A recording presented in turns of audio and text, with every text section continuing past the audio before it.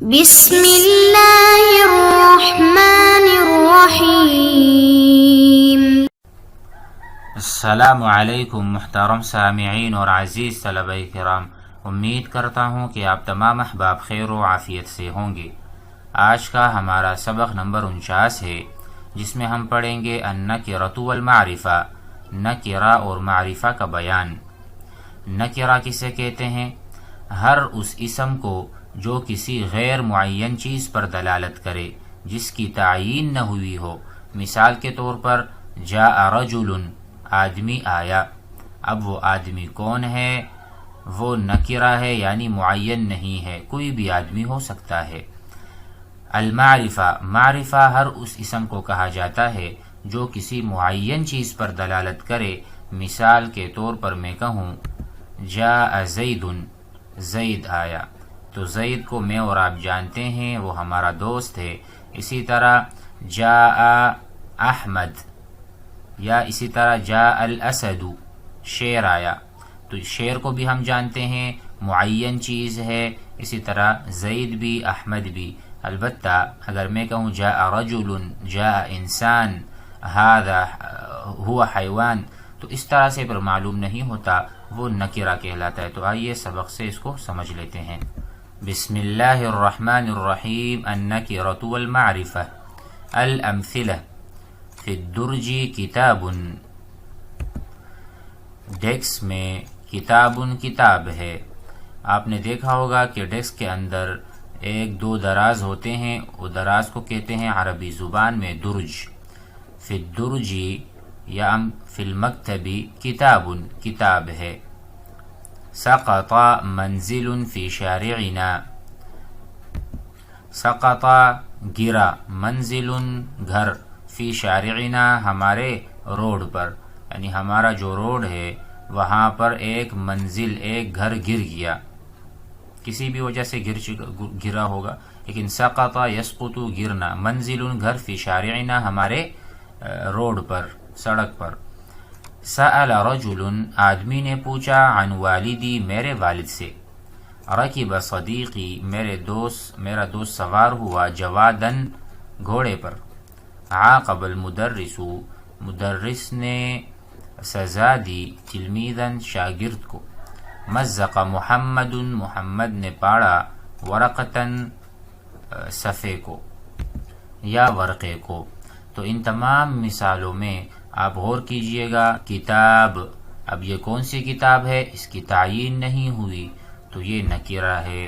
کوئی سی بھی کتاب، کتاب ہے۔ اب کتاب کون سی ہے میں نہیں جانتا۔ جب ایک چیز کی آپ کو معرفت نہیں ہے تو وہ چیز کیا ہے؟ نکرہ میں آ جاتا ہے، یہ والی کیٹیگری کہ نکرہ ہے، غیر معین چیز ہے، البتہ کتاب ہے۔ اب وہ کتاب النحو ہے، کتاب الصرف ہے، کتاب الادب ہے، کتاب المنطق ہے، اس کا پتہ نہیں ہے۔ اچھا، اس کے علاوہ سقط منزل، اب منزل گھر، اب کس کا گھر ہے کچھ پتہ نہیں، تو اس کو ہم نے معرفہ نہیں بنایا۔ اور معرفہ بہت طریقوں سے ہوتا ہے۔ مثال کے طور پر میں کہوں منزل احمد، احمد کا گھر، تو یہ جب ہم گھر کی نسبت کرتے ہیں، گھر کی اضافت کرتے ہیں احمد کی طرف، تب بھی یہ منزل معرفہ بن جاتا ہے، ٹھیک ہے۔ اب فی الحال یہ نکرہ ہے۔ فی شارعنا ہمارے روڈ پہ۔ سأل رجل، آدمی نے سوال کیا۔ اب یہ آدمی کون ہے اس کا علم نہیں، لہٰذا رجل نکرہ ہوا کہ آدمی منکر ہے، آدمی کو ہم نہیں جانتے، ٹھیک ہے۔ عن والدی، رکب صدیقی، میرا دوست سوار ہوا، جوادن گھوڑا۔ اب کون سا گھوڑا، ٹھیک ہے، کون سا گھوڑا اب اس کا معلوم نہیں، ہو سکتا ہے گھوڑوں کے نام بھی رکھے جاتے تھے، یا فلاں آدمی کا گھوڑا، فلاں قبیلے کا گھوڑا، تو اضافت نسبت نہیں ہے، تو یہ جواد نکرہ ہوا، یعنی غیر معین چیز۔ اسی طرح تلمیذاً، اب میں پوچھتا ہوں کہ استاد نے سزا تو دی، کس شاگرد کو دی؟ بس شاگرد کو دی، اب کون سا شاگرد ہے اس کا علم نہیں، تو یہ نکرہ ہے۔ اسی طرح ورقتاً بھی نکرہ ہے۔ آئیے اب ہم اس کو سمجھ لیتے ہیں بحث کے ذریعے سے۔ البحث، اذا تأملنا، اگر ہم غور کریں، کل اسم من الاسماء التي في الجمل السابقة، ہر اسم پر جو گزشتہ جملوں میں ہیں، یعنی ہر اس اسم کو جو جملوں میں مذکور ہے، فی الجمل السابق، رأینا تو ہم دیکھیں گے ان بعضها کہ بعض اسماء ان میں سے مثل کتاب، منزل، رجل، جواد، تلمیذ، ورقہ لا يدل على شيء معین کسی معین چیز پر دلالت نہیں کرتے، معروف لنا جس کو ہم جانتے ہوں۔ فکلمۃ کتاب تو کلمہ کتاب مثلا نفہم منها ای کتاب، اس کلمے سے ہم سمجھتے ہیں کوئی سی بھی کتاب ہو۔ اب کتاب کی تعین نہیں ہو رہی لیکن کتاب ضرور ہے۔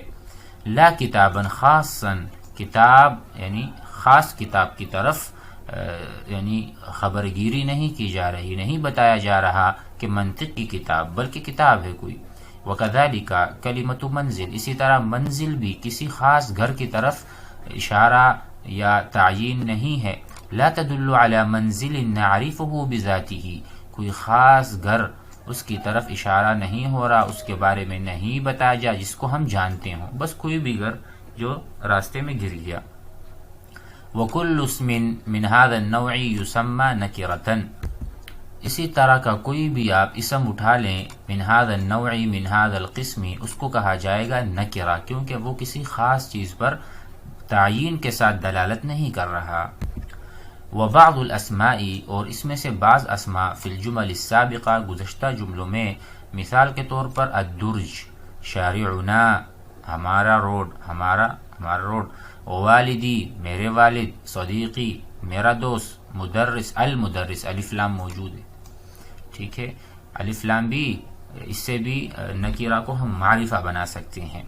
تو اب یہ تمام جو مثالیں ہیں جو اسماء ہیں، وہ محمد یہ بھی یدل علی شیء معین، یہ ایک معین چیز پر دلالت کرتے ہیں۔ نعرفہ ہم جانتے ہیں اسے، کلما ذکر امامنا جب بھی کوئی کہے گا فی الدرج کتاب، یا ھذا شارعنا، ھذا والدی، تو جب بھی کوئی ان اسماء کو کہے گا تو یہ معین چیز کہلائے گی، ہمیں پتہ چلے گا کہ یہ کوئی خاص ہے، نکرہ نہیں ہے۔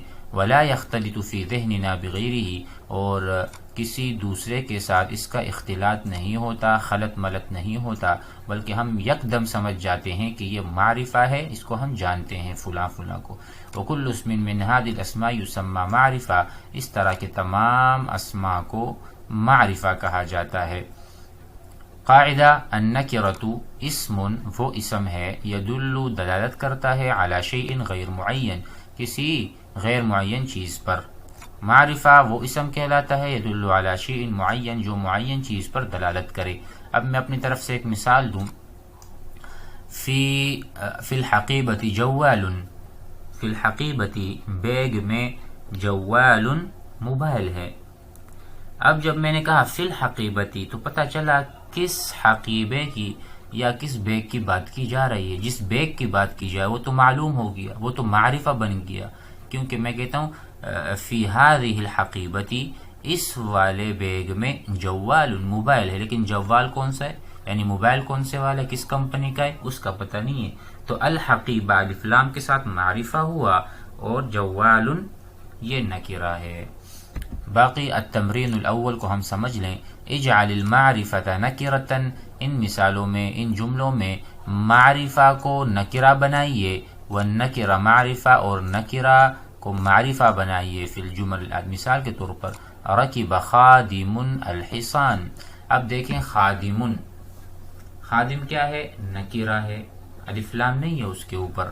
الحصان، الحصان یعنی گھوڑا معروف ہے، یعنی میرے گھر میں یا میرے پاس اسطبل میں ایک گھوڑا ہے، تو یہ گھوڑا جب میں آپ سے بات کروں گا کہ اے میرے دوست میری بات سنو، رکب خادم الحصان، تو آپ کو بھی پتہ ہے کہ ہم میرے گھر پر گھوڑا ہے، تو الحصان یہ تو معرفہ ہے، آپ جانتے ہیں، لیکن رکب خادم، کون سا خادم؟ اب خادم کی تعین نہیں ہو رہی، خادم کے بارے میں معلوم نہیں ہے، ٹھیک ہے، تو اس لیے خادم کیا ہے، نکرہ ہے، الحصان معرفہ۔